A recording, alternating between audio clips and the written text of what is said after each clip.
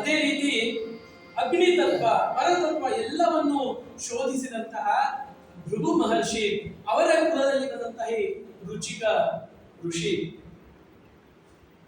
ಒಂದು ವನದಲ್ಲಿ ಹೋಗಿ ತಪಶ್ಚರ್ಯ ಮಾಡ್ತಾ ಇದ್ದಾನೆ. ಬ್ರಹ್ಮಚರ್ಯನಾಗಿ ತಪಶ್ಚರ್ಯ ಮಾಡ್ತಾ ಇದ್ದಾನೆ, ಭಗವಂತನ ನಾಮಸ್ಮರಣೆಯನ್ನ ಮಾಡ್ತಾ ಇದ್ದಾನೆ. ಆವಾಗ ರುಚಿಕ ಋಷಿಯು ತಪವ ಆಚರಿಸುತ್ತಿದೆ, ರುಚಿಕ ಋಷಿಯು ತಪವ ಆಚರಿಸುತ್ತಿದೆ, ನುಡಿಯಿತು ಅಂಬರ ವಾಣಿ. ಫಲಿಸದು ತಪವಿದು, ಫಲಿಸದು ತಪವಿದು, ಮದುವೆಯಾಗು ನೀ ಕನ್ಯಾ ರಾಣಿ.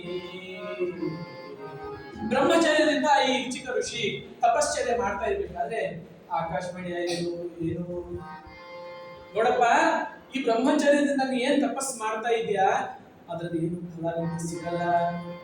ನಿನ್ನ ಜೀವನದಲ್ಲಿ ಮಾಡಬೇಕಾಗಿರುವಂತದ್ದು ತುಂಬಾ ಇದೆ. ಅದಕ್ಕಾಗಿ ಒಳ್ಳೆ ಒಂದು ಕನ್ಯಾ ರತ್ನವನ್ನ ಹುಡುಕಿಕೊಂಡು ಅವಳನ್ನ ಮದುವೆ ಆಗು. ದಾಸರೇ ಎಲ್ಲರೂ ಹೇಳ್ತಾರೆ, ಮದುವೆ ಬಿಟ್ಟು ಮಠ ಬಿಟ್ಟು ಹೋಗಿ ತಪಶ್ಚರ್ಯ ಮಾಡಿ ಅಂತ, ಇಲ್ಲಿಗೆ ಒಳ್ಳೆ ಮದುವೆ ಮಾಡು ಅಂತ ಹೇಳ್ತಿದ್ದಾರಲ್ಲ. ಅವರ ಕಥೆ ಬೇರೆ, ನಮ್ಮ ಕಥೆ ಬೇರೆ. ಅವರು ಋಷಿಗಳು, ಭೃಗು ವಂಶದವರು, ಜ್ಞಾನಿಗಳು. ಅವರ ಕೈಯಿಂದ ಮುಂದೆ ಮಹತ್ ಕಾರ್ಯಗಳು ಆಗೋದಿತ್ತು. ಹಾಗಾಗಿ ಅವರಿಗೆ ಭಗವಂತನ ಆಜ್ಞೆ ಆಯ್ತು, ನೀವು ಮದುವೆ ಆಗಬೇಕು, ಸಂಸಾರ ಮಾಡಬೇಕು ಅಂತ ಹೇಳಿ ಆಜ್ಞೆ ಆದ ಮೇಲೆ ಇವನು ತನಗೋಸ್ಕರ ಉತ್ತಮ ಕನ್ಯಾಮಣಿಯನ್ನು ಹುಡುಕಲಿಕ್ಕೆ ಹೊರಟಿದ್ದಾನೆ. ಹೀಗೆ ಹೋಗ್ತಾ ಇರ್ಬೇಕಾದ್ರೆ ಒಂದು ಗಾಧಿರಾಜ ಅಂತ ಒಬ್ಬ ರಾಜ ಇದ್ದ, ಕನ್ಯಾಕುಬ್ಜ ದೇಶದಲ್ಲಿ ಗಾಧಿರಾಜ ಅಂತ ಇದ್ದ. ಅವನಿಗೆ ಸತ್ಯವತಿ ಎನ್ನುವಂತಹ ಮಗಳಿರು. ಅವನು ಮದುವೆಗಾಗಿ ಹುಡುಗರನ್ನ ಹುಡುಕ್ತಾ ಇದ್ದ. ಈ ರುಚಿಕ ಋಷಿಯಲ್ಲಿ ಹೋಗಿದ್ದಾನೆ, ರಾಜನ ಆಶ್ರಮದಲ್ಲಿ ಹೋಗಿದ್ದಾನೆ. ರಾಜನಿಗೆ ನಮಸ್ಕರಿಸಿ ಹೇಳ್ತಾ ಇದ್ದಾನೆ, ರಾಜನ್, ನಿನ್ನ ಮಗಳು ಕನ್ಯಾರತ್ನ ಮದುವೆಗೆ ಅವಳನ್ನ ಹುಡುಕ್ತಾ ಇದ್ರೆ, ಗಂಡು ಹುಡುಕ್ತಾ ಇದ್ರೆ ಅಂತ ಗೊತ್ತಾಯ್ತು. ಹಾಗಾಗಿ ಅವಳನ್ನ ನನಗೆ ಕೊಟ್ಟು ಮದುವೆ ಮಾಡಬೇಕು.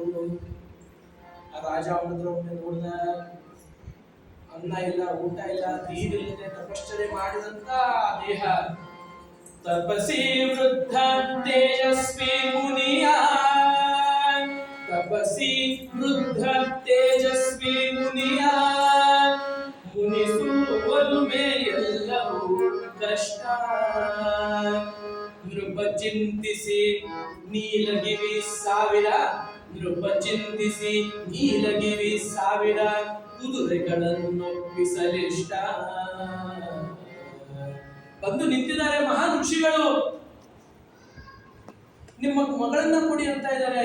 ಆದ್ರೆ ಅವನನ್ನು ನೋಡಿದ್ರೆ ತಪಸ್ಸಿ, ವೃದ್ಧ, ತೇಜಸ್ವಿ, ಮುಖ ಏನೋ ತೇಜಸ್ಸಿದೆ, ಯಾಕಂದ್ರೆ ಅಷ್ಟೊಂದು ನಾಮಸ್ಮರಣೆ ಧ್ಯಾನ ಎಲ್ಲ ಆಗಿದೆ. ಆದ್ರೆ ದೇಹ ಹೀಗೆ, ಅದನ್ನ ಇಷ್ಟು ಒಳ್ಳೆ ಒಳ್ಳೆ ಇವರು ಕೂಡ ಹೇಗೆ ಕೊಡೋದಪ್ಪ. ಆದ್ರೆ ಏನ್ ಮಾಡೋದು, ಋಷಿಗಳು ಜ್ಞಾನಿಗಳು ಮನೆ ಎದುರುಗಡೆ ಬಂದಿದ್ದಾರೆ, ಆಸ್ಥಾನದಲ್ಲಿ ಬಂದಿದ್ದಾರೆ, ಇಲ್ಲ ಅಂತ ಹೇಳಲಿಕ್ಕೆ ಆಗಲ್ಲ. ಅದಕ್ಕೆ ಯೋಚನೆ ಮಾಡಿದ್ರು, ಯಾವ್ದೋ ಕಷ್ಟದ ಕೆಲಸ ಮುಂಚೆ ಕನ್ಯಾ ಈಗ ವರದಕ್ಷಿಣೆ ಅಂತ ಹೇಳ್ತಾರೆ, ಅದು ನಂತರ ಬಂದಿದ್ದು. ಮುಂಚೆ ನಾವೇ ಏನಾದ್ರು ಕೊಟ್ಟು ಕನ್ಯಾನ ಒರೆಸ್ಕೋಬೇಕಾಗಿತ್ತು. ಹಾಗಾಗಿ ಅವನು ಹೇಳ್ದ, ಏನು, ನೀಲಗಿವಿ ಸಾವಿರ ಕುದುರೆಗಳನ್ನು ಒಪ್ಪಿಸಲಿಷ್ಟ. ನೀಲಗಿವಿ ಅಂದ್ರೆ ನೀಲಿ ಕಿವಿ ಇರುವಂತಹ 1000 ಕುದುರೆಗಳು, ಬಿಳಿ ಮೈ ನೀಲಿ ಕಿವಿ ಇರುವಂತಹ 1000 ಕುದುರೆಗಳನ್ನ ಕೊಟ್ಟರೆ ನನ್ನ ಮಗಳನ್ನು ಕೊಡ್ತೇನೆ. ರಾಜನ ಇಂಥ ಕುದುರೆ ಸಿಗದೇ ಇಲ್ಲ, ಇಲ್ಲಿ ಹೇಗೆ ಬರುತ್ತೆ, ಹೇಗೆ ಸಿಗುತ್ತೆ. ಆದ್ರೆ ಇವನು ತಪಸ್ವಿ, ಅದರಲ್ಲೂ ಭಗವಂತನ ಅನುಗ್ರಹ ಆಗಿರುವಂತಹದ್ದು. ತಪಸ್ಸನ್ನ ಮಾಡಿ ಸ್ವರ್ಗದಿಂದ 1000 ಕುದುರೆಗಳನ್ನ ತಂದು ರಾಜನ ಆಸ್ಥಾನಕ್ಕೆ ಕೂರಿಸಿದಾನೆ. ನೋಡಿ 1000 ಕುದುರೆಗಳು, ಈಗ ಮದುವೆ ಮಾಡಿಸ್ಕೊಳ್ಬೇಕು ಇಲ್ಲ ಅನ್ನೋದಿಲ್ಲ. ರಾಜ ಒಮ್ಮೆ ಮಾತು ಕೊಟ್ಟ ಮೇಲೆ ಮುಗೀತು. ಅಂದ್ರೆ ಆಗಿನ ಕಾಲದ ರಾಜ, ಈಗಿನ ಹಾಗೆ ಅಲ್ಲ. ನನ್ನ ಮಾತನ್ನ ತಪ್ಪಾಗಿ ಅರ್ಥೈಸಿಕೊಳ್ಳಲಾಗಿದೆ ಅನ್ನುವಂಥ ಆವಾಗಿಲ್ಲ. ಏನ್ ಮಾತಂದ್ರೆ ಮಾತು ತಂದು ಕೊಟ್ಟಿದ್ದಾನೆ, ಮದುವೆ ಮಾಡಿಸಿದ. ಮದುವೆ ಮಾಡಿ ನನ್ನ ಆಶ್ರಮಕ್ಕೆ ಅವಳನ್ನ ಕರ್ಕೊಂಡು ಬಂದಿದ್ದಾರೆ. ಸಂಸಾರ ಆಗ್ತಾ ಇದೆ. ಇವನು ಜಪ ಕಾರ್ಯ ಆಗ್ತಾ ಇರ್ಬೇಕಾದ್ರೆ ಆ ಸತ್ಯವತಿ ತನ್ನ ಗಂಡನಿಗೆ ಹೇಳಿದ್ದು, ಸ್ವಾಮಿ, ಮದುವೆ ಆದ್ಮೇಲೆ ಸಂತಾನ ಆಗ್ಬೇಕು ಅನ್ನುವಂಥ ಒಂದು ಆಸೆ ಪ್ರತಿಯೊಂದು ಹೆಣ್ಣಿಗೂ ಇರುತ್ತೆ. ಹಾಗಾಗಿ ನಿಮ್ಮ ಕೃಪಾಶೀರ್ವಾದ ದೊರಕಲಿ. ರುಚಿಗೆ ಅನಿಸ್ತು, ನಿಜ ಇದೆ. ನಮಗೂ ಮುಂದೆ ನಮ್ಮ ಈ ಯಜ್ಞ ಕಾರ್ಯಗಳನ್ನ ಮಾಡಬೇಕು, ವಂಶವನ್ನ ಮುಂದುವರಿಸಬೇಕು ಅಂತ ಹೇಳಿ ಆಯ್ತು, ನಿನಗೆ ನಾನು ಪ್ರಸಾದವನ್ನ ಕೊಡ್ತೇನೆ, ಅದನ್ನ ಸ್ವೀಕರಿಸು, ಇಂಥ ಒಳ್ಳೆ ದಿವಸ ಸ್ವೀಕರಿಸು, ನಿನಗೆ ಸಂತಾನ ಪ್ರಾಪ್ತಿ ಆಗತ್ತೆ ಅಂತ ಹೇಳ್ಬೇಕಾದ್ರೆ ಆ ಸತ್ಯವತಿ ಹೇಳ್ತಾಳೆ, ನನ್ನ ಅಮ್ಮಂಗೆ ನಾನು ಒಬ್ಬಳೇ ಮಗಳು, ಅವರಿಗೂ ಮುಂದೆ ಅವರ ವಂಶವನ್ನ ರಾಜತನವನ್ನ ಮುಂದೆ ಬರೆಸಲಿಕ್ಕೆ ಯಾರೋ ಸಂತಾನ ಬೇಕು, ಹಾಗಾಗಿ ಅವರಿಗೂ ನೀವು ಪ್ರಸಾದವನ್ನ ಕೊಡಬೇಕು. ಆಯ್ತು, ಎರಡು ಪ್ರಸಾದವನ್ನ ತಯಾರಿಸಿದರೆ, ಒಂದು ನಿನ್ನ ಅಮ್ಮನಿಗೆ ಕೊಡಬೇಕು, ನಿನಗೆ ಅಂತ ಹೇಳಿ ಇವನು ಹೊರಟೋಗ್ಬಿಟ್ಟ. ಮಗಳು ಅಮ್ಮನ ಮನೆಯಲ್ಲಿ ಬಂದು ಅವರಿಗೆ ಹೇಳಿದ್ದು ಎಲ್ಲ ವೃತ್ತಾಂತಗಳು, ಈ ಪ್ರಸಾದ ನನಗೆ, ಈ ಪ್ರಸಾದ ನಿನಗೆ, ನಾಳೆ ಬೆಳಿಗ್ಗೆ ಎದ್ದು ನಾವು ನದಿಯಲ್ಲಿ ಸ್ನಾನ ಮಾಡಿ ಅಶ್ವತ್ಥಿಗೆ ಪ್ರದಕ್ಷಿಣೆ ಹಾಕಿ ಆಮೇಲೆ ಈ ಪ್ರಸಾದ ಸೇವನೆ ಮಾಡಬೇಕು ಅಂತ ಸ್ವಾಮಿಗಳು ಹೇಳಿದ್ದಾರೆ. ಅಮ್ಮ ಆಯ್ತು ಅಂತ ಹೇಳಿ ಅಮ್ಮನಿಗೂ ಆನಂದ ಆಯ್ತು. ಪ್ರಸಾದನ ಇಟ್ಟು ಇವಳು ನದಿ ತೀರಕ್ಕೆ ಸ್ನಾನಕ್ಕೆ ಹೋಗ್ಬೇಕಾದ್ರೆ ಅಮ್ಮನ ಮನಸ್ಸಿನಲ್ಲಿ ಸಣ್ಣವಾದಂತಹ ಒಂದು ವಿಚಾರ ಬಂತು. ಏನು ವಿಚಾರ ಬಂತು? ಪ್ರಸಾದ ಮಾಡಿ ಕೊಟ್ಟಿದ್ದಾರೆ, ಆದ್ರೆ ಒಂದು ಪ್ರಸಾದ ತನ್ನ ಹೆಂಡತಿಗೆ ಅಂದ್ರೆ ತನ್ನ ಮಗನಿಗೆ ಅಂತ ಮಾಡಿರುವಂತದ್ದು, ಇನ್ನೊಂದು ನನಗೆ. ಈಗ ತನ್ನ ಮಗ ಅಂದ್ಕೂಡಲೇ ಒಂಚೂರು ಅಂದ್ರೆ ಸ್ವಲ್ಪ ಜಾಸ್ತಿ ಇರ್ತದೆ, ಹಾಗಾಗಿ ಆ ಪ್ರಸಾದದಲ್ಲಿ ಹೆಚ್ಚಿನ ತೇಜಸ್ ಇರ್ಬೋದು, ಏನೋ ಒಂದು ವಿಶೇಷ ಆದಂತಹ ಗುಣವನ್ನ ಆ ಪ್ರಸಾದದಲ್ಲಿ ಈ ಸ್ವಾಮಿಗಳು ಕೊಟ್ಟಿರ್ಬೋದು, ರುಚಿಕ ಋಷಿಗಳು ಕೊಟ್ಟಿರ್ಬೋದು ಅಂತ ಹೇಳಿ ಆ ಪ್ರಸಾದವನ್ನ ಅದನ್ನು ಮಾಡಿಬಿಟ್ಟು ಮಗಳಿಗೆ ಹೇಳಲಿಲ್ಲ. ಮಗಳು ಸ್ನಾನ ಮಾಡಿ ಬಂದಿದ್ದಾಳೆ, ಇವಳು ಒಂದು ಸ್ನಾನ ಮಾಡಿ ಬಂದ್ರು, ತಮ್ಮ ಪ್ರಸಾದವನ್ನ ಸ್ವೀಕರಿಸಿದರೆ ಅವರವ್ರ ಮನೆಗೆ ಹೋದ್ರು. ಇಲ್ಲಿ ಸತ್ಯವತಿ ಮಾತ್ರ ದಿವಸ ಆಯ್ತು, 4 ತಿಂಗಳು 5 ತಿಂಗಳು ಆಯ್ತು, ಆದ್ರೆ ಅವಳ ಒಂದು ವಿಚಾರದಲ್ಲಿ ಯಾವಾಗ್ಲೂ ಯಾರಾದ್ರೂ ಹೊಡೆದಾಡ್ತಾ ಇದ್ರೆ ಅಲ್ಲಿ ಹೋಗಿ ನಿಂತ್ಕೊಂಡು ನೋಡೋದು, ಎಲ್ಲೋ ಯುದ್ಧ ಆಗ್ತಾ ಇದೆ ಅಂದ್ರೆ ಬೇಗವಾಗಿ ಯುದ್ಧವನ್ನ ನೋಡ್ತಾ ನಿಲ್ಲೋದು, ಆ ರೀತಿ ಅವಳ ಒಂದು ವಿಚಾರ ನೋಡ್ಬೇಕಾದ್ರೆ ಆ ರುಚಿಕ ಋಷಿಗಳಿಗೆ ಆಶ್ಚರ್ಯ ತೋರಿ, ನಾನು ಪ್ರಸಾದ ಕೊಟ್ಟಿದ್ದು ಈ ರೀತಿ ಇರ್ಲಿಲ್ಲಲ್ವಾ, ಹೆಂಡತಿಯನ್ನ ಕರೆದು ಯಾಕೆ ನೀನು ಆ ಯುದ್ಧ ಆಗುತ್ತಾ ಹೋಗ್ತಿ, ಯಾರು ಬಿದ್ದು ಅಲ್ಲಿ ಹೊರಡಾಡ್ತಾ ರಕ್ತ ಮಾಡ್ಲಿಕ್ಕೆ ಯಾಕೆ ಈ ರೀತಿ? ಗೊತ್ತಿಲ್ಲ ಸ್ವಾಮಿಗಳೇ, ನೀನು ಪ್ರಸಾದ ಪ್ರಸಾದ ತಿಂದಿಯಲ್ವಾ? ಹೌದು, ಒಮ್ಮೆ ನಿನ್ನ ಅಮ್ಮನ ಹತ್ರ ಹೋಗಿ ಕೇಳ್ಕೊಂಡ. ಅಮ್ಮನ ಹತ್ರ ಹೋಗಿ ಕೇಳಿದಾಗ ಅಮ್ಮ ಹೇಳಿದ್ರು, ಅದು ನಿನ್ನ ಒಂದು ಪ್ರಸಾದದಲ್ಲಿ ಏನೋ ಹೆಚ್ಚಿನ ಗುಣ ಇರಬೇಕು ಅಂತ ಹೇಳಿ ನಾನೇ ಪ್ರಸಾದನ ಅದನ್ನು ಮಾಡಿದ್ದೇನೆ ಅಂತ ಹೇಳಿದ್ಕೊಳ್ಳೆ. ತಕ್ಷಣ ಬಂದು ರುಚಿಕ ಋಷಿಗೆ ತನ್ನ ಪತಿಗೆ ಹೇಳಿದಾಗ ರುಚಿಕ ಋಷಿ ಹೇಳ್ತಾರೆ, ಅಯ್ಯೋ ನಾನು ಅವಳಿಗೆ ಕ್ಷತ್ರಿಯ ವಂಶವನ್ನ ಮುಂದೆ ಬರೆಸಬೇಕು ಅಂತ ಹೇಳಿ ಕ್ಷತ್ರಿಯ ಒಬ್ಬ ರಾಜನಿಗೆ ಅಥವಾ ಪುತ್ರನಿಗೆ ಬೇಕಾಗಿರುವಂತಹ ಎಲ್ಲಾ ಗುಣಗಳನ್ನ ಆ ಮಗುವಲ್ಲಿ ಬರಲಿ ಅಂತ ಪ್ರಸಾದ ಕೊಟ್ಟಿದ್ದನ್ನ ಆ ಅಮ್ಮ ನೆನಪು ಕೊಟ್ಟು ಬಿಟ್ಟಿದ್ದಾರೆ. ಹಾಗಾಗಿ ನಿನ್ನ ಉದರದಲ್ಲಿ ಈಗ ಕ್ಷತ್ರಿಯ ವರ್ಣ ಇರುವಂತಹ ಸಂತಾನ ನಿಮಗೆ ಪ್ರಾಪ್ತವಾಗುತ್ತೆ, ಅವರಿಗೆ ಮಾತ್ರ ಭಗವನ್ ನಾಮಸ್ಮರಣ ಯಜ್ಞ ಯಾಗಾದಿಗಳನ್ನ ಮಾಡುವಂತಹ ಸಂತಾನೋತ್ಪತ್ತಿ ಆಗುತ್ತೆ ಅಂತ ಪತಿ ಹೇಳಿದಾಗ ಹೇಳ್ತಾಳೆ, ಆದ್ರೆ ಸ್ವಾಮಿ ಇದು ನನ್ನ ತಪ್ಪಲ್ಲಲ್ವಾ? ಹೌದು ಮಗು, ನಿನ್ ತಪ್ಪಲ್ಲ, ನೀ ಮಾಡಿದಲ್ಲ, ಆದ್ರೆ ನಿನಗೆ ಮಗು ಅಂತೆ ಮೊಮ್ಮಗನಾಗಿ ಭಗವತ್ ಅವತಾರ ನಿನ್ನ ವಂಶದಲ್ಲಿ ಹುಟ್ಟತ್ತೆ ಅನ್ನುವಂಥ ಒಂದು ಆಶೀರ್ವಾದವನ್ನ ರುಚಿಕ ಋಷಿಗಳು ಕೊಡ್ತಾರೆ. ದಿನ ಕಳೆದಂತೆ ಈ ಗಾಧಾರಿ ರಾಜಪತ್ನಿಗೆ ವಿಶ್ವಾಮಿತ್ರ, ಮತ್ತೆ ಇಲ್ಲಿ ರುಚಿಕ ಋಷಿಗೆ ಸತ್ಯವತಿಗೆ ಜಮದಗ್ನಿ ಎನ್ನುವಂತಹ ಮಗು ಹುಟ್ಟಂತೆ. ಜಮದಗ್ನಿ ಋಷಿ, ಇಲ್ಲಿ ವಿಶ್ವಾಮಿತ್ರ. ಈ ಜಮದಗ್ನಿ ಪರಾಕ್ರಮಿ, ಕ್ಷತ್ರಿಯನ ಎಲ್ಲಾ ಗುಣಗಳು ಅವನಲ್ಲಿದ್ದು, ಹಾಗಾಗಿ ಬೆಳೀತಾ ಬೆಳೀತಾ ವೇದ ಪಾರಂಗತ ಆಗಿರುವಂತಹ ಶಸ್ತ್ರಶಾಸ್ತ್ರಗಳನ್ನ ಅಭ್ಯಾಸ ಮಾಡಿಕೊಂಡು ಈತ ಬೇರೆ ಬೇರೆ ಕಡೆ ದಂಡಯಾತ್ರೆ ನಡೆಸಿ ರಾಜ್ಯಗಳನ್ನ ಗೆಲ್ತಾ ಇದ್ದಾನೆ. ಈ ಜಮದಗ್ನಿ ರಾಜ್ಯಗಳನ್ನ ಗೆಲ್ತಾ ಇರಬೇಕಾದ್ರೆ ಹೀಗೆ ಒಂದು ರಾಜ್ಯಕ್ಕೆ ಹೋದಾಗ ಅಲ್ಲಿ ರೇಣುಕ ರಾಜ ಅಂತ ಒಬ್ಬ ರಾಜ ಇದೆ. ಅವನು ತನಗೆ ಸಂತಾನೋತ್ಪತ್ತಿ ಆಗ್ಬೇಕಂತ ಹೇಳಿ ಒಂದು ಯಜ್ಞ ಯಾಗವನ್ನ ಮಾಡ್ತಾ ಇದ್ದಾನೆ. ಜಗದಂಬಿಕೆ ತಾಯೇ ಮಾತೆ, ಜಗದಂಬಿಕೆ ತಾಯೇ ಮಾತೆ, ಜಗದಂಬಿಕೆ ತಾಯೇ ಮಾತೆ, ತಾಯೇ ಜಗತ್ ತಾಯೇ ಮಾತೆ, ಜಗದಂಬಿಕೆ ತಾಯೇ ಮಾತೆ, ಜಗದಂಬಿಕೆ ತಾಯೇ ಮಾತೆ, ಜಗದಂಬಿಕೆ ಯಜ್ಞಗುಂಡತಿಂ ಅವತರಿಸಿ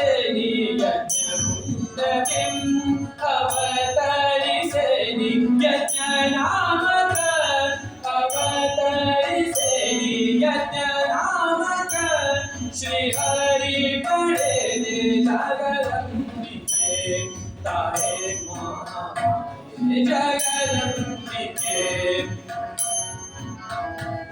ಯಜ್ಞ ಕರ್ಮರತ ಋಷಿಗಳ ಪೋಷಿಸಿ ಯಜ್ಞ ಕರ್ಮರತ ಋಷಿಗಳ ಪೋಷಿಸಿ ಆದ್ಯರ ಮಾತೆ ಎಲ್ಲಮ್ಮ ತಾಯಿ ಆದ್ಯರ ಮಾತೆ ಎಲ್ಲಮ್ಮ ತಾಯಿ ಜಗದಂಬಿಕೆ ಜಗದಂಬಿಕೆ ಜಗದಂಬಿಕೆ. ಯಜ್ಞವನ್ನ ಮಾಡಿ ಆ ಯಜ್ಞಕೊಂಡ ಪ್ರಸಾದದಿಂದ ಆ ರಾಜನಿಗೆ ರೇಣುಕ ರಾಜನಿಗೆ ಒಂದು ಹೆಣ್ಣು ಸಂತಾನ ಆಗುತ್ತೆ. ಅವಳಿಗೆ ರೇಣುಕ ಅಂತ ಹೆಸರಿಡ್ತಾನೆ. ಈ ರೇಣುಕಾ ದೇವಿಯೇ ಮುಂದೆ ಎಲ್ಲಮ್ಮ ಸವದತ್ತಿ ಎಲ್ಲಮ್ಮ ದೇವಿ ಅಂತ ಪ್ರಸಿದ್ಧಿ ಪಡೆದಂತರು.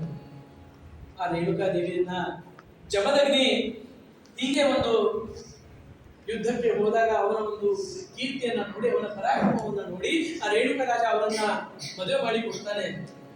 ಈ ರೀತಿ ಜಮದಗ್ನಿ ತನ್ನ ಹೆಂಡತಿಯನ್ನ ಕರ್ಕೊಂಡು ಆಶ್ರಮಕ್ಕೆ ಬಂದು ಅವರಿಗೆ ಒಂದು 3 ಮಕ್ಕಳಾಗ್ತವೆ. ಸುಮನ್ವಂತ, ಸುಷೇಣ ಮತ್ತೆ ರುಮಣ್ವಂತ, ಹೀಗೆ 3 ಮಕ್ಕಳು. 3 ಮಕ್ಕಳಾದ್ಮೇಲೆ 4ನೆಯ ಮಗು. ಈ ಋಷಿಗಳು ತನ್ನ ಹೆಂಡತಿಗೆ ಹೇಳ್ತಾರೆ, ನಿನ್ನ ವಂಶದಲ್ಲಿ ಭಗವತ್ ಅವತಾರ ಆಗೋದಿದೆ, ಹಾಗಾಗಿ 4ನೇ ಮಗು ಪರಶುರಾಮ. ಯಾವ ದಿವಸ ಹುಟ್ಟಿದ? ತ್ರೇತಾಯುಗದಲ್ಲಿ ಪ್ರಮಾಥಿ ನಾಮ ಸಂವತ್ಸರ. ತ್ರೇತಾಯುಗದಲ್ಲಿ ಪ್ರಮಾಥಿ ವೈಶಾಖ ಶುದ್ಧ ತದಿಗೆ ಶನಿವಾರ. ರಾತ್ರಿಯ 11ನೇ ಘಳಿಗೆ ಪ್ರಕಟವಾಯಿತು ಅವತಾರ. ಪರಶುರಾಮನ ಜನ್ಮವಾಗಿದೆ. ರಾಮ ಅಂತ ಅವರನ್ನ ಹೆಸರು ಇಟ್ಟಿದ್ದಾರೆ ಜಮದಗ್ನಿ. ಆ ಭಗವಂತನ ಅವತಾರ 4ನೆಯ ಮಗುವಾಗಿ ಈ ರೇಣುಕಾ ತಾಯಿಯ ಗರ್ಭದಲ್ಲಿ ಜನನವಾಗಿದೆ. ಇವತ್ತಿನ ದಿವಸ ಅಕ್ಷಯ ತೃತೀಯ ದಿವಸ ಪರಶುರಾಮನ ಜನ್ಮವಾಯಿತು. ಆ ರಾಮನು ಸಣ್ಣವನಿರ್ತ ಹಾಗೆ ಭಗವಂತನ ಅವತಾರ. ಹಾಗಾಗಿ ಎಲ್ಲ ವೇದಗಳು ಪಾರಂಗತ. ಬರೀ ವೇದ ಅಷ್ಟೇ ಅಲ್ಲ, ಶಸ್ತ್ರಶಾಸ್ತ್ರದಲ್ಲೂ ಅಗ್ರತಶ್ಚತುರೋ ವೇದಾಃ ಪೃಷ್ಠತಶ್ಚ ಶರಂಧನುಃ ಇದಂ ಬ್ರಾಹ್ಮಂ ಇದಂ ಕ್ಷಾತ್ರಂ ಶಾಪಾದಪಿ ಶರಾದಪಿ. ವೇದದಲ್ಲೂ 4 ವೇದಗಳು ಮುಖೋದ್ಗತವಾಗಿರುವಂಥವು. ಅದೇ ರೀತಿ ಶಸ್ತ್ರದಲ್ಲೂ ಕೂಡ ಧನುರ್ವೇದಾಚಾರ್ಯ ಎನ್ನುವಂತಹ ಬಿರುದು ಕೂಡ ಅವರಿಗೆ ಇದೆ. ಶಸ್ತ್ರದಲ್ಲೂ ತಮ್ಮ ನೈಪುಣ್ಯತೆಯನ್ನ ಇವರು ಗಳಿಸಿದ್ದಾರೆ. ಆದ್ರೆ ಪರಶುರಾಮ ಅಂತ ಯಾಕೆ ಹೆಸರು ಬಂತು? ಯಾಕಂದ್ರೆ ಅವರು ಶಿವನ ಆರಾಧನೆ ಮಾಡಿ ಶಿವನಿಂದ ಪರಶುವನ್ನ ಪ್ರಸಾದ ರೂಪದಲ್ಲಿ ಪಡೆದುಕೊಂಡಿದ್ದಾರೆ. ಹಾಗಾಗಿ ಅವರಿಗೆ ಪರಶುರಾಮ ಅಂತ ಹೆಸರು. ಈ ರೀತಿ ಪರಶುರಾಮ ಬೆಳೀತಾ ಇದ್ದಾನೆ. ಒಂದ್ ದಿವಸ ಈ ರೇಣುಕಾ ದೇವಿ ಅಂದ್ರೆ ಪರಶುರಾಮನ ತಾಯಿ ಯಜ್ಞ ಯಾಗಗಳಿಗೆ ನದಿಯಿಂದ ಮಡಿ ನೀರನ್ನ ತರಬೇಕು ಅಂತ ಹೇಳಿ ನದಿಗೆ ಹೋದಾಗ ಅಲ್ಲಿ ಚಿತ್ರರಥ ಎನ್ನುವಂತಹ ಒಬ್ಬ ಗಂಧರ್ವ ತನ್ನ ಗಂಧರ್ವ ಕನ್ಯೆಯ ಜೊತೆಗೆ ನೀರಲ್ಲಿ ಜಲಕ್ರೀಡೆ ಮಾಡ್ತಾ ಇದ್ದಾರೆ. ಆ ಜಲಕ್ರೀಡೆ ಮಾಡ್ತಾ ಇರ್ಬೇಕಾದ್ರೆ ಈ ರೇಣುಕಾ ದೇವಿ ಅವರನ್ನ ನೋಡಿ ಒಂದು ಕ್ಷಣ ಮಾತ್ರ ಮನಸ್ಸಿನಲ್ಲಿ ಯೋಚನೆ ಬಂತು, ನಾನು ಕೂಡ ಒಬ್ಬ ಕ್ಷತ್ರಿಯನ ಮಗಳು. ನನಗೆ ಈ ರೀತಿ ಒಬ್ಬ ಕ್ಷತ್ರಿಯ ರಾಜ ಸಿಕ್ಕಿದ್ರೆ, ಕ್ಷತ್ರಿಯ ರಾಜನ ಜೊತೆಗೆ ನನ್ನ ವಿವಾಹವಾಗ್ತಿದ್ರೆ ನಾನು ಇದೆಲ್ಲ ಸುಖವನ್ನ ಉಪಭೋಗಿಸಬಹುದಾಗಿತ್ತಲ್ಲ. ನಾನು ಹೋಗಿ ಒಬ್ಬ ಆಶ್ರಮನ ಒಬ್ಬ ಋಷಿಯನ್ನ ಮದುವೆಯಾಗಿ ಬಿಡುವುದಾಗಿರುವಂತ ಒಂದು ವಿಚಾರ ಕ್ಷಣ ಮಾತ್ರದಲ್ಲಿ ಬಂದು ಅವಳ ಮನಸ್ಸಲ್ಲಿ ಬಂದು ಹೋಯಿತು. ಆದ್ರೆ ಆ ವಿಚಾರ ಬಂದು ಹೋದ್ಮೇಲೆ ಮತ್ತೆ ಅವಳಿಗೆ ನಾನು ಬೇಗ ಹೋಗ್ಬೇಕು, ನಾನು ನೀರು ತರಲಿಕ್ಕೆ ಮನೆ ತಡವಾಡಿ ಹೋದ್ರೆ ಅಲ್ಲಿ ಎಲ್ಲಿ ಯಾಗಾದಿಗಳಿಗೆ ಕಷ್ಟ ಆಗತ್ತೆ ಅಂತ ಬೇಗ ನೀರು ತಂದು ಹೋಗಿ ಅಲ್ಲಿ ಇಟ್ಟಿದ್ದಾಳೆ. ಇಟ್ಟಿದ್ಕೂಳೆ ಜಮದಗ್ನಿ ಗೊತ್ತಾಯ್ತು. ನಿಂತ್ಕೋ ಅಲ್ಲೇ ಅಂತ ತನ್ನ ಪತ್ನಿಗೆ ಆಜ್ಞೆಯನ್ನ ಮಾಡಿದ್ದಾರೆ. ಯಾವ ವ್ಯಭಿಚಾರವನ್ನ ಮಾಡಿದ್ಯಾ ನೀನು? ಯಾವುದೇ ವ್ಯಭಿಚಾರ ಮಾಡಿದ್ದವಳು ಇಲ್ಲ ಅಂದ್ರೆ ಮನಸ್ಸಿನಲ್ಲಿ ಆ ಭಾವನೆ ಬಂದು ಹೋಯ್ತಲ್ಲ. ಋಷಿ ಪತ್ನಿಯಾಗಿ ನಿನಗೆ ವಿಷಯದ ಬಗ್ಗೆ ಆಸಕ್ತಿ ಉಂಟಾಯ್ತಲ್ಲ, ಈ ವಿಚಾರ ನೀನು ವಿಷಯಾಸಕ್ತನಾಗಿದ್ದೀಯಾ ಅಂತ ಹೇಳಿ ಆ ಜಮದಗ್ನಿಗೆ ಅವರ ತಲೆಯನ್ನ ತಗ್ಸಿದಾಳೆ. ತನ್ನ 3 ಮಕ್ಕಳನ್ನ ಜಮದಗ್ನಿ ಕರೆದ್ರು, ಈ ತಾಯಿಯನ್ನ ಹತ್ಯೆ ಮಾಡಿ ಅವಳ ಶಿರಚ್ಛೇದ ಮಾಡಿ ಅಂತ ತನ್ನ ಮಕ್ಕಳಿಗೆ ಆಜ್ಞೆ ಕೊಟ್ಟಿದ್ದಾರೆ. ಯಾವ ಗುರು ಕೂಡ ಮುಂದೆ ಬಂದಿಲ್ಲ. ತಾಯಿ ಹತ್ಯೆ ನಾವು ಮಾಡಲಾರೆ ಅಂತ ಯಾವ ಗುರು ಕೂಡ ಮುಂದೆ ಬಂದಿಲ್ಲ. ಜಮದಗ್ನಿಯ ಕ್ರೋಧ ಇನ್ನೂ ಹೆಚ್ಚಾಯಿತು. ಕ್ರೋಧ ಭವತಿ ಸಮೋಹ, ಸಮೋಹ ಸ್ಮೃತಿ ವಿಭ್ರಮ, ಸ್ಮೃತಿ ಭ್ರಂಶ ಆಯಿತು. ತನ್ನ 3 ಮಕ್ಕಳನ್ನ ಕೊಂದು ಬಿಟ್ಟಿದ್ದಾರೆ. 4ನೇ ಮಗನನ್ನ ಕರೆದ್ರು, ಪರಶುರಾಮ ಬಾಯಿಲಿ. ಪರಶುರಾಮ ಬಂದ್ಕೂಳೆ ಜಮದಗ್ನಿ ಹೇಳಿದ್ರು, ನೋಡು ಋಷಿಯ ಪತ್ನಿಯಾಗಿ ವಿಷಯಾಂತರ ಆಗಿದೆ ಈ ಪತ್ನಿಗೆ, ಹಾಗಾಗಿ ಅವಳ ಶಿರಚ್ಛೇದ ಮಾಡು. ನಿನ್ನ ತಾಯಿಯಾದ್ರೂ ಪರವಾಗಿಲ್ಲ, ಅದು ಕರ್ಮದ ಪರವಾಗಿದೆ, ಧರ್ಮದ ಪರವಾಗಿದೆ, ಹತ್ಯೆ ಮಾಡು ಅಂತ ಹೇಳಿದಾಗ ಪರಶುರಾಮ ಒಂದು ಕ್ಷಣ ಯೋಚನೆ ಮಾಡದೆ ತನ್ನ ತಂದೆಯ ಆಜ್ಞೆಯನ್ನ, ಪಿತೃ ವಾಕ್ಯವನ್ನ ಪಾಲನೆ ಮಾಡೋಕ್ಕೋಸ್ಕರ ತನ್ನ ತಾಯಿಯ ಶಿರಚ್ಛೇದವನ್ನ ಮಾಡಿದ್ದಾರೆ. ಜಮದಗ್ನಿಗೆ ಅತ್ಯಾನಂದವಾಯಿತು, ಪರಮಾನಂದವಾಯಿತು. ಮಗನನ್ನ ಕೈಯಲ್ಲಿ ಹಿಡ್ಕೊಂಡು, ಬಾಬಾ ಪಿತೃ ವಾಕ್ಯವನ್ನ ಪರಿಪಾಲಿಸಿದ್ಯಾ, ಏನು ಬರಬೇಕು ಕೇಳು, ಏನು ಬರಬೇಕು? ಪರಶುರಾಮ ತಲೆ ತಗ್ಸಿ ಹೇಳ್ತಾ ಇದ್ದಾನೆ, ಪಿತೃಶ್ರೀ, ನಿಮ್ಮ ಪಿತೃವಾಕ್ಯ ಪರಿಪಾಲನೆಗಾಗಿ ನನ್ನ ತಾಯಿಯನ್ನ ಹತ್ಯೆ ಮಾಡಿದೆ, ನೀವು ನಮಗೆ ವರ ಕೊಡ್ತೀರಿ ಅಂತಾದ್ರೆ ನನ್ನ 3 ಅಣ್ಣಂದಿರು ಬದುಕಬೇಕು, ಅದೇ ರೀತಿ ತಾಯಿ ಕೂಡ ಬದುಕಬೇಕು. ಅದ್ರ ಜೊತೆಗೆ ನಾವು ಈ ಕೃತ್ಯ ಮಾಡಿರುವ ತಾಯಿಯ ನೆನಪಿನಲ್ಲಿ ಉಳಿಯಬಾರದು. ಅಂದ್ರೆ ಏನು ಕೃತ್ಯ ಇದೆ ಆ ತಾಯಿಯ ಮನಸ್ಸಿನಲ್ಲಿ ನೆನಪಿನಲ್ಲಿ ಉಳಿಯಬಾರದು, ಆ ರೀತಿ ನೀವು ಮಾಡಬೇಕು. ಯಾಕಂದ್ರೆ ಕ್ರೋಧದಿಂದ ಆಗಿರುವಂತಹ ಇಂತಹ ವಿಪತ್ತು ಯಾರಿಗೂ ಬರಬಾರದು. ತನ್ನ ತಾಯಿಯನ್ನು ನಾನು ಕೊಂದು ಬಿಟ್ಟಿದ್ದೇನೆ, ಆದ್ರೆ ಪಿತೃವಾಕ್ಯ ಪರಿಪಾಲನೆಗಾಗಿ, ಧರ್ಮ ಪರಿಪಾಲನೆಗಾಗಿ ನಾನು ಮಾಡಿದ್ರು ಕೂಡ ನನ್ನ ತಾಯಿಯನ್ನ ನೀವು ಬದುಕಿಸ್ಬೇಕು. ಇವತ್ತು ನಡೆದಂತಹ ಈ ಘಟನೆ ಎಲ್ಲ ಅವಳನ್ನ ಸ್ಮೃತಿಯಿಂದ ಹೋಗಬೇಕು ಅಂತ ಒಂದು ವರವನ್ನ ಕೇಳಿದಾಗ ಜಮದಗ್ನಿ ಎಲ್ಲರಿಗೂ ಸಂಜೀವನಿ ವಿದ್ಯೆ ಅವರ ವಂಶದಲ್ಲೇ ಇತ್ತು. ಸಂಜೀವನಿ ವಿದ್ಯೆಯಿಂದ ಎಲ್ಲರಿಗೂ ಪ್ರಾಣವನ್ನ ಕೊಟ್ಟಿದ್ದಾರೆ. ಅದೇ ಸಮಯದಲ್ಲಿ ಜಮದಗ್ನಿಗೆ ಗೊತ್ತಾಯಿತು, ನನ್ನ ಕ್ರೋಧದಿಂದ ಈ ರೀತಿ ಅನಾಹುತ ಆಗಿದೆ, ಹಾಗಾಗಿ ನಾನು ಇನ್ನು ಮುಂದೆ ಕ್ರೋಧಿತ ಆಗಬಾರದು ಅಂತ ಹೇಳಿ ಜಿತಕ್ರೋಧ. ಆ ದಿವಸದಿಂದ ಜಮದಗ್ನಿಯವರು ಜಿತಕ್ರೋಧಿಯಾದರೆ ಕ್ರೋಧ ಎಂದಿಗೂ ತನ್ನ ಹತ್ತಿರ ಬರಬಾರದು ಎನ್ನುವಂತಹ ಒಂದು ಸಾಮರ್ಥ್ಯದಿಂದ ತಮ್ಮ ಇಂದ್ರಿಯವನ್ನ ಅವರು ಹತೋಟಿಯಲ್ಲಿ ಇಟ್ಟರು. ಪರಶುರಾಮ ತಾಯಿಯ ಹತ್ಯೆ ಆಗಿದೆ ಎನ್ನುವಂತ ಒಂದು ಸಂಕಟ ಮನಸ್ಸಿನಲ್ಲಿ ಹಾಗೆ ಇತ್ತು. ಹಾಗಾಗಿ ಪರಶಿವನ ಧ್ಯಾನವನ್ನ ಮಾಡಲಿಕ್ಕೆ ಹೋಗಿದ್ದಾರೆ. ಪರಶಿವನ ಧ್ಯಾನವನ್ನ ಮಾಡಿ ಆ ಪರಶಿವನಿಂದ ಈ ಒಂದು ಮಾತ್ರ ಹತ್ಯಾ ದೋಷ ನಿವಾರಣೆ ಆಗಬೇಕು ಅಂತ ಭಗವಂತನ ನಾಮಸ್ಮರಣೆ ಮಾಡ್ತಾ ಇದ್ದಾರೆ.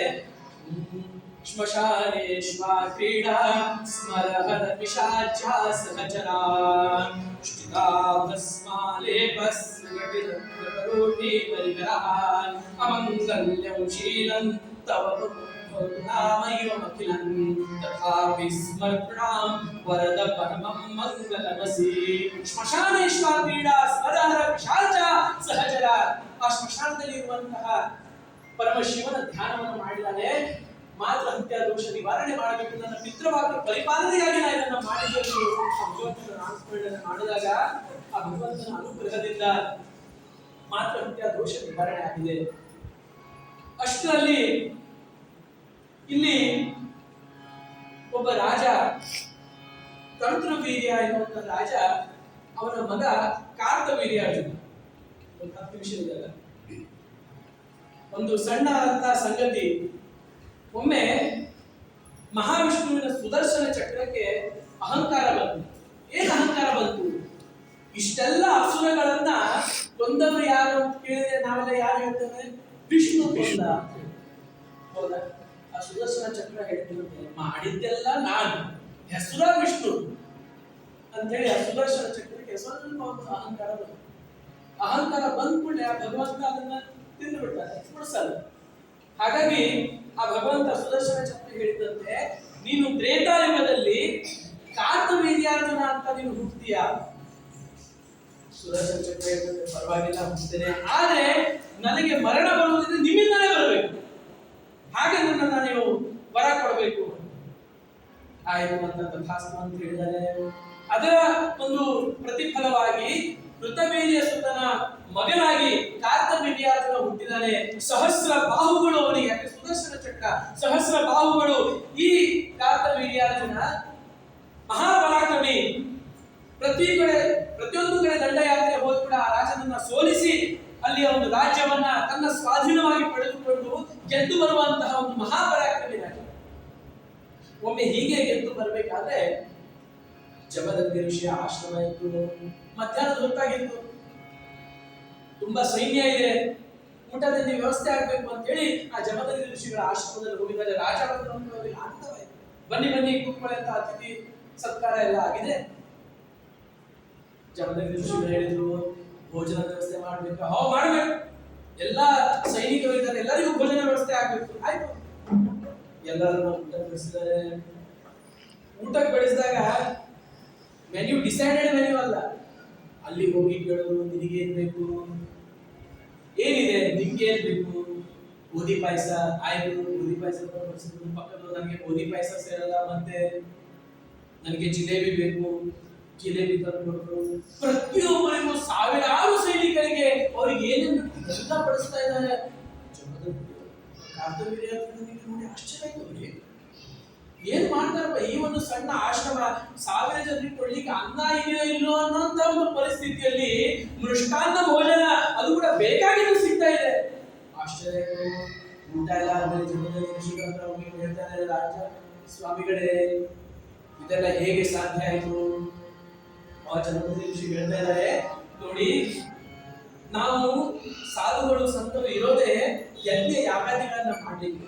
ಮತ್ತೆ ನಾವು ಮಾಡಿದಂತ ಯಜ್ಞ ಯಾಗಾದಿಗಳ ಆರನೇ ಒಂದು ಭಾಗ ಅಂದ್ರೆ ಇಡೀ ಅವರ ಪುಣ್ಯವನ್ನ 6 ಭಾಗ ಮಾಡಿದ್ರೆ 1 ಭಾಗ ಅಲ್ಲಿ ರಾಜನಿಗೆ ಸಲ್ಲುತ್ತೆ. ಹಾಗಾಗಿ ಆ ರಾಜನಿಗೆ ಸಲ್ಲುವಂತ ಪುಣ್ಯ ನಾವು ಮಾಡ್ತೇವೆ. ಅದೇ ರೀತಿ ಸಮಾಜದ ಉದ್ಧಾರಕ್ಕಾಗಿ ಯಜ್ಞ ಯಾಗಾದಿಗಳನ್ನ ಮಾಡ್ತೇವೆ ಅಂತ ಸ್ವರ್ಗದಿಂದ ನಮಗೆ ಕಾಮಧೇನುವನ್ನು ನೀಡಿದ್ದಾರೆ. ಹಾಗಾಗಿ ಆ ಕಾಮಧೇನು ಆಕಳದಿಂದ ಯಾರಿಗೆ ಏನ್ ಬೇಕು ಎಲ್ಲ ನಾವು ಕೊಡಬಹುದು. ಆ ಕಾರ್ತವೀರ್ಯಾರ್ಜುನಲ್ಲ ಅಹಂಕಾರ ಬಂದಿತ್ತು. ಕಾರ್ತವೀರ್ಯಾರ್ಜುನಲ್ಲ, ಇಂಥ ಆಕಳು ನಿಮ್ಮ ಹತ್ರ ಅಲ್ಲ, ಈ ನಿಮ್ಮ ಹತ್ರ ಯಾಕೆ ಋಷಿಗಳ ಹತ್ರ? ದಿನ ಬೆಳಿಗ್ಗೆ ನೀವು ಉಪವಾಸ, ನಾಳೆ ಇನ್ನೇನು ಅಂತ ಹೇಳಿ ಇರೋದು ನೀವು. ಇಂಥ ಮೃಷ್ಟಾನ್ನ ಭೋಜನಗಳು ನಿಮ್ ಬೇಕಾ? ಇದು ರಾಜ್ಯಕ್ಕೆ ಬೇಕು, ರಾಜ ಹತ್ರ ಏನ್ ಬೇಕು ಅಂತ ನನಗ್ ಕೊಡಿ ಅಂತ ಹೇಳಿದಾನೆ. ಜಮದಗ್ನಿ ಋಷಿಗಳು ಆದ್ರೆ ಅದು ನಮ್ಗೆ ಬಂದಿರೋದು, ನಾವು ಯಜ್ಞ ಯಾಗಾದಿಗಳನ್ನ ಮಾಡ್ತೇವೆ ಅಂತ ಇಲ್ಲಿ ಬಂದಿರುವಂತದ್ದು, ನಿಮ್ಗೆ ಕೊಡ್ಲಿಕ್ಕೆ ಆಗಲ್ಲ. ಆದ್ರೆ ರಾಜ ಕೇಳ್ತಾ ಇಲ್ಲ. ಎಷ್ಟೇ ಇವರು ಬೇಡ ಅಂತ ಹೇಳಿದ್ರು, ಚಿತ್ತಕ್ರೋಧಿಗಳು ಯಾವುದೇ ಆದಂತಹ ಕ್ರೋಧವನ್ನ ಮಾಡುವ ಹಾಗೆ ಇಲ್ಲ, ನಯ ವಿನಯವಾಗಿ ಹೇಳಿದ್ರು ಕೇಳಲಿಲ್ಲ.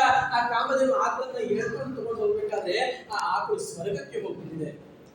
ಆ ಕಾರ್ತವೀರ್ಯಾರ್ಜುನನಿಗೆ ನಾನು ರಾಜ ಆಯ್ತು, ನನಗೆ ಆಕಳು ಬರ್ತಾ ಇಲ್ಲ ಎನ್ನುವಂತ ಒಂದು ಕ್ರೋಧದಿಂದ ಆ ಆಶ್ರಮದಲ್ಲಿ ಇರುವಂತಹ ಎಲ್ಲಾ ವಿಷಯಗಳನ್ನ ಅಸ್ತವ್ಯಸ್ತ ಮಾಡಿ ತನ್ನ ರಾಜ್ಯಕ್ಕೆ ಹೋಗಿದ್ದಾನೆ ಕ್ರೋಧದಿಂದ. ಜಮದಗ್ನಿ 3 ಮಕ್ಕಳನ್ನು ಕೂಡ ಕೊಂದು ಈ ಕಾರ್ತವೀರ್ಯಾರ್ಜುನ ಹೋದಾಗ ಆ ರೇಣುಕಾದೇವಿ ತನ್ನ ಮಗನನ್ನ ಕರೆದು ಪರಶುರಾಮನನ್ನ ಕರೆದು ಹೇಳಿದ್ದು, ನೋಡು ಕಾರ್ತವೀರ್ಯಾರ್ಜುನ ನಮ್ಮ ಆಶ್ರಮದ ಪರಿಸ್ಥಿತಿಯನ್ನ ಏನ್ ಮಾಡಿದಾನೆ, ನಿನ್ನ 3 ಅಣ್ಣಂದರನ್ನು ಕೊಂದಿದ್ದಾನೆ, ಇವನಿಗೆ ನೀನು ಯೋಗ್ಯವಾದಂತಹ ಪ್ರತಿಕಾರವನ್ನ ಮಾಡಲೇಬೇಕು, ಯೋಗ್ಯವಾದಂತಹ ಅವನಿಗೆ ಒಂದು ಯುದ್ಧದಿಂದ ಸೋಲಿಸಬೇಕು ಅಂತ ಅಮ್ಮ ಕರೆದಾಗ ಈ ಪರಶುರಾಮ ಬಂದಿದ್ದಾನೆ. ತನ್ನ ಪರಶುವನ್ನ ಹಿಡಿದುಕೊಂಡು ಈ ಪರಶುರಾಮ ಹೊರಟಿದ್ದಾನೆ. ಚಂಡ ಪರಾಕ್ರಮ ಪರಶುರಾಮ ಬಲು, ಚಂಡ ಪರಾಕ್ರಮ ಪರಶುರಾಮ ಬಲು, ಚಂಡ ಪರಾಕ್ರಮ ಪರಶುರಾಮ ಬಲು, ಸಿಂಹರಾಜ ಕಡೆಯ ಚಂಡ ಪರಾಕ್ರಮ ಪರಶುರಾಮ ಬಲು, ಸಿಂಹರಾಜ ಕಡೆಯ ಸಿಂಹನಾದದಿಂದ ಹೊರಟು ಹೋಗಿ ಆ ಕಾರ್ತವೀರ್ಯಾರ್ಜುನನಿಗೆ ವಿರಘೋರವಾದಂತಹ ಯುದ್ಧ ಆಗಿ ಅವನನ್ನ ಸೋಲಿಸಿ ಹತ ಮಾಡಿದ್ದಾನೆ. ಅವನ ಹತ್ಯೆಯನ್ನ ಮಾಡಿ ಈ ಪರಶುರಾಮ ಮರಳಿ ತನ್ನ ಆಶ್ರಮಕ್ಕೆ ಬಂದು ತನ್ನ ಅಣ್ಣಂದಿರಿಗೆಲ್ಲ ಜೀವದಾನವನ್ನ ನೀಡಿ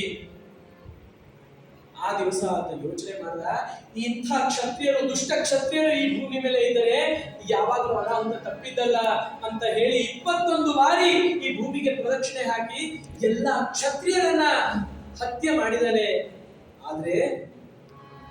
ಆದ್ರೆ ಈ ಕ್ಷತ್ರಿಯನ ಹತ್ಯೆ ಮಾಡಬೇಕಾದ್ರೆ ಕೇವಲ 2 ರೀತಿಯ ಕ್ಷತ್ರಿಯಗಳನ್ನ ಜೀವದಾನ ನೀಡಿದ್ದಾನೆ. ಯಾರು?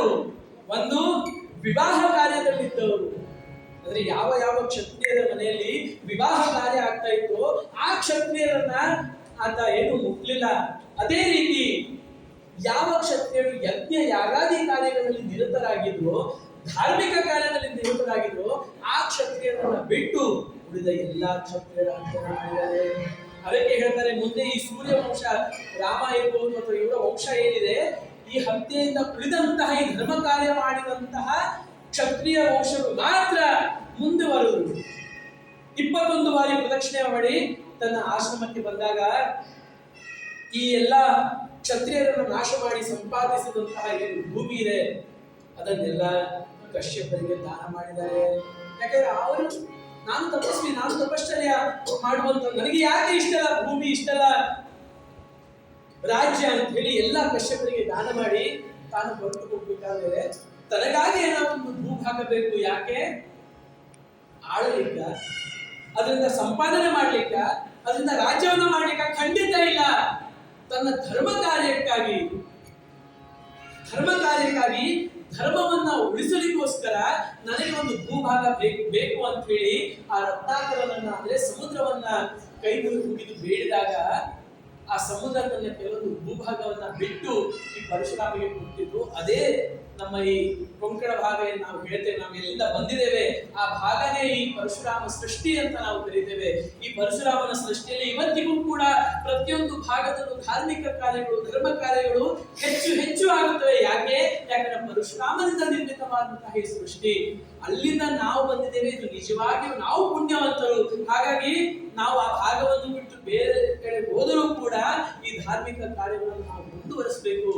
ಆ ಮುಂದುವರಿಸಿಕೊಂಡು ಈ ಧರ್ಮ ಕಾರ್ಯವನ್ನು ನಾವು ಮಾಡಿ, ಈ ಧರ್ಮ ಕಾರ್ಯದ ಮುಖಾಂತರ ಭಗವಂತನ ನಾಮಸ್ಮರಣೆ ಮಾಡಿದರೆ ಆ ಭಗವಂತನ ಅನುಗ್ರಹ ಆಗಿದೆ. ಖಂಡಿತ ನಾವು ನಮಗೆ ಆ ಭಗವಂತನ ಅನುಗ್ರಹ ಹಾಗೆ ಆಗತ್ತೆ ಅಂತ ಹೇಳಿ ಪುರಂದರದಾಸರ ಮೂಲ ಬಂಗಾರ ಹೇಳ್ತಾ ಇದ್ದಾರೆ. ರಾಮ ಮಂತ್ರವ ಜಪಿಸೋ ಹೇ ಮನುಜ,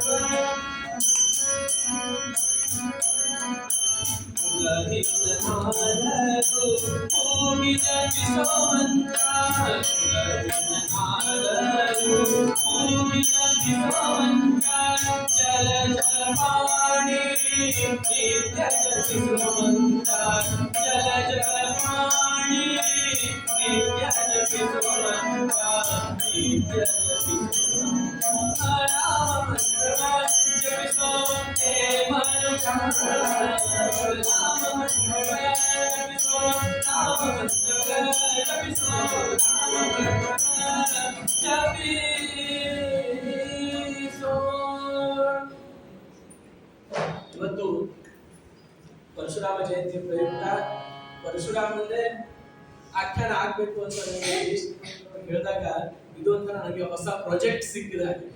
ಯಾಕಂದ್ರೆ ಇದ್ದದ್ದು ಒಂದು ಮಾಡುವ ಅನ್ನೋದು ಬೇರೆ ವಿಷಯ ಆಗುತ್ತೆ, ಆದ್ರೆ ಹೊಸ ವಿಷಯ ಕಲ್ತು ಮಾಡುವಂದಾಗ ನಮಗೂ ಸ್ವಲ್ಪ ಯೋಚನೆ ಆಗುತ್ತೆ. ಯಾಕಂದ್ರೆ ಎದುರುಗಡೆ ಕೂತಿದವರು ಎಲ್ಲರೂ ಗೊತ್ತಿದ್ದವ್ರೆ. ಹಾಗಾಗಿ ಇದರಿಂದ ನನಗೂ ಒಂದು ಹೊಸ ವಿಷಯ ಕಲಿತ ಹಾಗೆ ಆಯ್ತು. ಈಗ ಪರಶುರಾಮ ಕಥೆ ಯಾರು ಮಾಡುವುದು ನನ್ನ ಹತ್ರ ತಯಾರಾಗಿದೆ. ಮೈಸೂರು ಜಿಲ್ಪಾವನ ಸಂಘದಿಂದ ನನ್ನ ಹತ್ರ ಒಂದು ಹೊಸ ವಿಷಯ ತಯಾರಾಗಿದೆ. ಧನ್ಯವಾದಗಳು. ಅದೇ ರೀತಿ ಇಲ್ಲಿ ಇವರು ಇಲ್ಲದೆ ಇದೆ ಇದೇನು ನಡೆಯಲ್ಲ. ಹಾಗಾಗಿ ಇವತ್ತಂತೂ ಇವರು ಶಿಬಿರದಲ್ಲಿದ್ರು, ಇಬ್ರು ಮಕ್ಕಳು. ನಾವು ಬೆಳಿಗ್ಗೆ ಮುಂದಾಜಿಂದ ಹೊರಟು ಮಧ್ಯಾಹ್ನ ಬಂದಿರೋದು. ಹಾಗಾಗಿ ಹೆಚ್ಚು ಕೂತ್ಕೊಂಡು ಪ್ರಾಕ್ಟೀಸ್ ಮಾಡ್ಲಿಕ್ಕೂ ಆಗಿಲ್ಲ. ಆದ್ರೂ ಚೆನ್ನಾಗಿ ಆಗಿದೆ ಅಂತ ನನಗೆ ಅನಿಸ್ತಾ ಇದೆ. ಅದೇ ರೀತಿ ಫೋನಲ್ಲೇ ಎರಡು ಹಾಡು ಹೇಳಿದೆ, ಇದು ಹಾಡಿದೆ, ಇದು ತಾರ ಬರ್ಬೋದು ಅಂತ ನಾವಿಬ್ರು ಮಧ್ಯಾಹ್ನ ಮಾತಾಡ್ಕೊಳ್ವಿ. ಅವರು ಕೂಡ ಒಳ್ಳೆ ಸಾಧನೆ ಮಾಡಿದ್ದಾರೆ. ನೀವು ಕೂಡ ಎಲ್ಲರೂ ಕೂತು, ಯಾಕಂದ್ರೆ ಇಲ್ಲಿ ಕೂತವರು 4 ಜನ 10 ಜನ ಮುಖ್ಯ ಅಲ್ಲ. ಕೂತು ನಾವು ಹೇಳಿದಾಗ ನಿಮ್ಮ ಒಂದು ಏನು ಈವೆಂಟ್ ಹೇಗಿರುತ್ತೆ, ನಿಮ್ಮ ಒಂದು ಮುಖದಲ್ಲಿ ಆ ಒಂದು ಇದನ್ನ ನಮ್ಗೆ ಇನ್ನೂ ಹೆಚ್ಚು ಹುಮ್ಮಸ್ಸು ಬರುತ್ತೆ. ಹಾಗಾಗಿ ಇಲ್ಲಿ ಶ್ರೋತೃಗಳು ಕೂಡ ತುಂಬಾ ಮಹತ್ವದಲ್ಲಿಯೂ ಕೂಡ ಒಳ್ಳೆಯ ಒಂದು ಸಹಕಾರ ಇದೆ. ಎಲ್ಲರಿಗೂ ದೇವರು ಒಳ್ಳೇದ್ ಮಾಡ್ಲಿ ಅಂತ ದೇವರಿಗೆ ಪ್ರಾರ್ಥನೆ ಮಾಡಿದ. हे चिदान देगा देवा तुझा पुढं काही न आवडी येते माझी